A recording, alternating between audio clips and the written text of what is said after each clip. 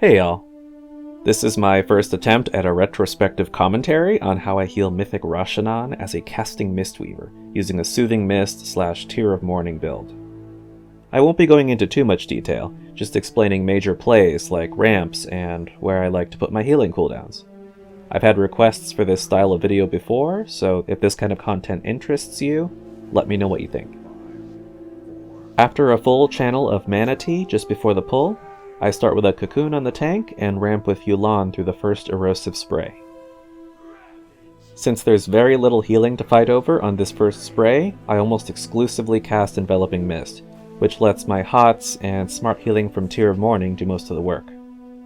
I cover the damage from the first set of strands breaking with Celestial Conduit, which I probably should have amplified by ramping a bit beforehand.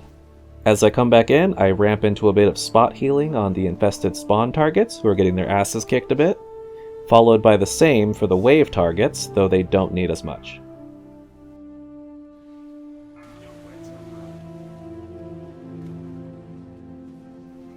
For the second Erosive Spray, I usually do a light ramp into Revival to get us topped before the first big move, but I hesitated a bit here and skipped the ramp, but it ended up not mattering much because the Revival was still mostly overkill.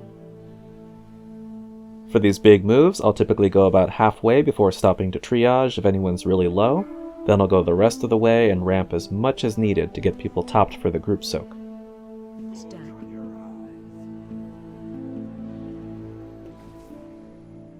As we get there, I slap the tank with a gratuitous Life Cocoon that I definitely should have saved, at least for this one situation. More on that in a minute. Yu'lon's available, so I ramp starting with the infested spawn targets into the Erosive Spray that follows.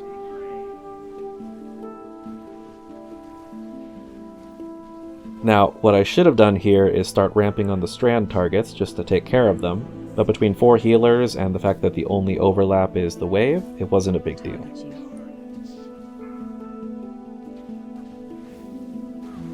I continue my ramp through the next Erosive Spray and finish up with Celestial Conduit, then it's time to move again.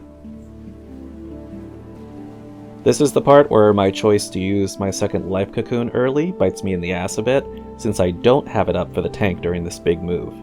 We typically lose or almost lose a tank at this spot every time, so I should have known better, but I did it anyways.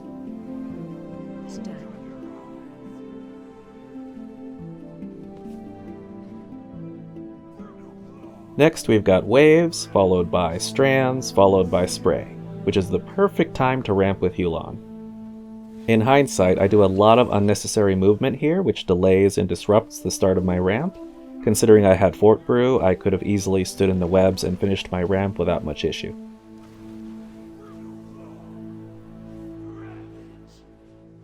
I keep my ramp going a bit longer to cover the next set of strands,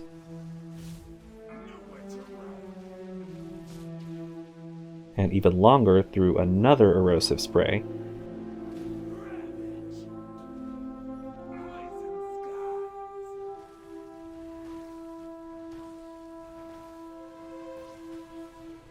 Revival comes up just in time for this big move, but since we're healthier than usual, I save it for immediately after the group soak.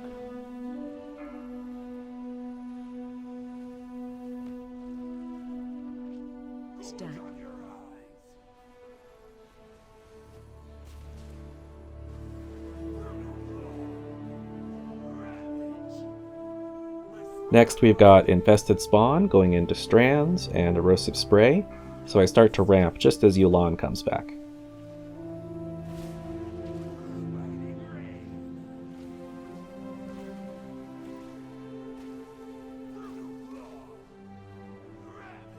Then we've got another set of Infested Spawn, which means a bit of spot healing.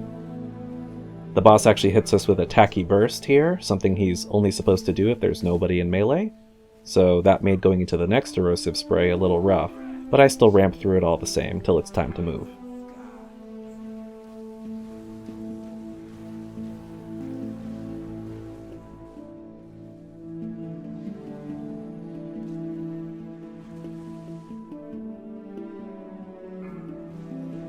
There's a lot of time between this group soak and the next bit of damage, so I take it slow here.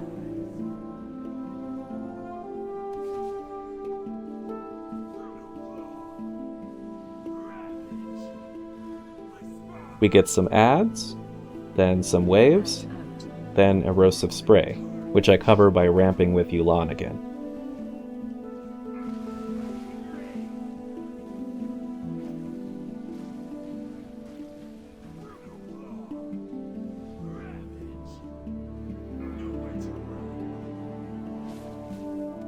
As you can see here, the spawn targets take a lot of splash damage from each other, which leaves a lot of triage for us to do.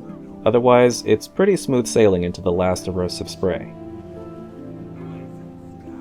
This was one of our faster kills, but had the fight gone on longer, like it did with the first time we killed it, I like to try and force revival off cooldown, then use that and Celestial Conduit to keep us healthy going into the group soak. Past that, everything continues to line up nicely, with Yu'lon coming back just in time for the overlap of strands, adds, and spray.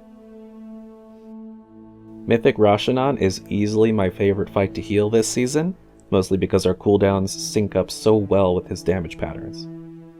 If you found this commentary useful, and if you want more like this for other fights in the future, let me know. I can't map out a healing plan in painstaking detail, but I can explain why I follow certain patterns and prioritize the things I do. I've included links to my talents and the logs from this fight below, and I've got a tracker just to the left of my raid frames if it helps to know the exact order of spells that I've cast. Until next time, thanks so much for watching, and have a good one!